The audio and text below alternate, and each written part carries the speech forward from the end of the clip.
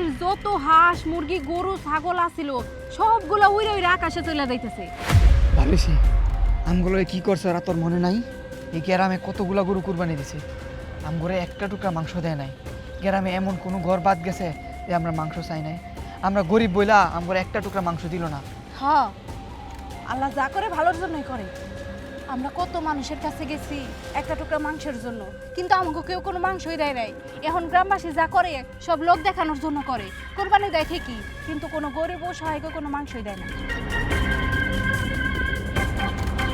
হ্যাঁ ঠিক কইছস, গ্রামে এমন কোনো ঘর বাকি রাখছি আমরা গরিব বইলা আমগরে একটা টুকরা মাংস দেয় নাই।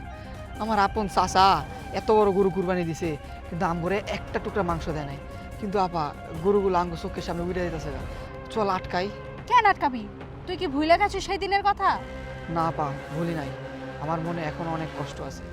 আমি নিজেও একটা মাংস খাইতে পারি নাই, আমি তোরও একটা মাংস খাওয়াইতে পারি নাই। আজকে গরিব বইলা আমরা কুরবানি দিতে পারি নাই, মাংস খাইতে পারি নাই।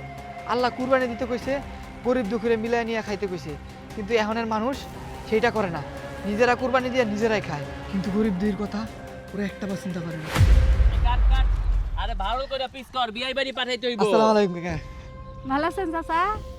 কি মনে করে এখানে? কাকা আপনি নাকি অনেক বড় গরু কুরবানি দিয়েছেন শুনলাম। তা তো আমি প্রতি বছরই গরু কুরবানি দেই। আমার কুরবানির সাথে তগো হাসি খুশি সম্পর্ক কি? হ্যাঁ কাকা আমাকে একটু মাংস দিবেন না? তগো মাংস কেন দিব?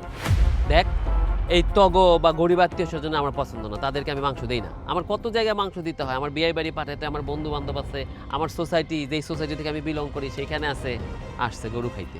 আর শোন, তোরা সারা বছর খাস লতা পাতা, তোরা গরিব মানুষ, তোগো পেটে গরুর মাংস হজম হবে না, তাই গরুর মাংসের আশা বাদ দে। ঈদের দিন একটা ডিম কিনে আই না, ভুনা কইরা ভাত দিয়ে খাবি। যা আমার সামনে থেকে যা। চাচা আপনি এগুলো কেমন কথা কইতেছেন? আপনি না আমাকে আব্বার ভাই, আপনি যেহেতু কোরবানি দেন আমাকে তো একটু মাংস দেন, নিয়ম আছে, আমাকে একটু দিয়েন। তোমাদের বাপের ভাই, বাপ যখন মরে গেছে তারপর থেকে তোমাদের সাথে সম্পর্ক নাই। তার চেয়ে বড় কথা, বাইজে থাকতে তোর বাপেরও আমি অনেক সাহায্য সহযোগিতা করছি। এরকম গরিব আত্মীয় স্বজনদের যদি আমি মাংস দিয়ে বেড়াই তাইলে হইব? আরে মাংস দিতে হয় তাদের যাদের 1 কেজি পাঠাইলে 2 কেজি আবার আমার বাসায় পাঠাইবো। তখন দিলে তোরা আমার কিছু দিতে পারবি না? পারবি? যা, চোখের সামনে থেকে যা, আমার মূল্যবান সময় নষ্ট করতেছে। এই তোরা টাকা কি দেখতেছস? কাট। কি রে, তুই পলি না খারাই আছিস কে? বন্ধু শুনলাম তোরা নাকি অনেক বড় গরু কুরবানি দিছস। আরে এত বড় গরু কোরবানি দিছি, 120 মণ। এই এলাকার ভিতরে কেউ দিতে পারে নাই। এত বড় গরু কুরবানি দিছস বন্ধু, আমগরে একটু মাংস দিবি? আরে বন্ধু, তোর কথা তো আমার মনে ছিল না, কিন্তু আত্মীয় স্বজনদের দিয়া সব শেষ হয়ে গেছে। আর 20-25 মণ মনে হয় আছে, আমি তোর কেমনে দিব? বন্ধু আমারে 1 কেজি মাংস হইলো দে, আমরা গ্রামে সব জায়গায় চাইছি, কেউ না একটু মাংস দেয় নাই। আমার বাপটা মরে যাওয়ার পরে আমরা কুরবানি দিতে পারি নাই, আমার বোনটাও একটু মাংস খাওয়াইতে পারি নাই, আমিও খাইতে পারি নাই। দেখ, বন্ধু আছিস, বন্ধুর জায়গায় থাক, কিছু হাড্ডি উড্ডি আছে, লাগলে নিয়ে যেতে পারোস। না না, হাড্ডি গুড্ডি আমাকে কোনো দরকার নাই ভাই। চল, মাত্র 25-30 মণ মাংস রাখছে নিজে খাওয়ার জন্য, ওইখান থেকে আমাকে দিতে পারবো না। চল ভাই চল, মাংস আমাকে খাওয়া লাগবে না। হ্যাঁ যাও যাও।